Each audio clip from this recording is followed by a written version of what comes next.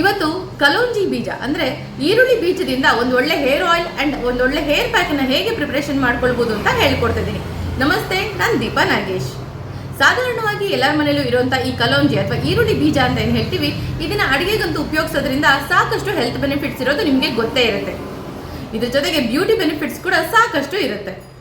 ಕೊಬ್ಬರಿ ಎಣ್ಣೆ ಅಥವಾ ಎಳ್ಳೆಣ್ಣೆಗೆ ಸ್ವಲ್ಪ ಈ ಕಲೋಂಜಿ ಬೀಜ, ಒಂದು 4-5 ಕರಿಬೇವಿನ ಎಲೆ, ಸ್ವಲ್ಪ ಮೆಂತೆನ ಹಾಕಿ ಚೆನ್ನಾಗಿ ಬಿಸಿ ಮಾಡಿ ಆ ಎಣ್ಣೆನ ನಿಯಮಿತವಾಗಿ ಹೇರಿಗೆ ಅಪ್ಲೈ ಮಾಡ್ತಾ ಬರೋದ್ರಿಂದ ಹೇರ್ ಫಾಲ್ ಅಂತೂ ಕಂಟ್ರೋಲ್ ಆಗೇ ಆಗುತ್ತೆ. ಅದ್ರ ಜೊತೆಗೆ ಬ್ಲ್ಯಾಕ್ನಿಂಗ್ ಆಫ್ ದ ಹೇರ್ ಅಂತ ಹೇಳ್ತೀವಿ, ಅಂದರೆ ಕೂದಲು ಕಪ್ಪಾಗೋ ಪ್ರಮಾಣ ಕೂಡ ಹೆಚ್ಚಾಗುತ್ತೆ.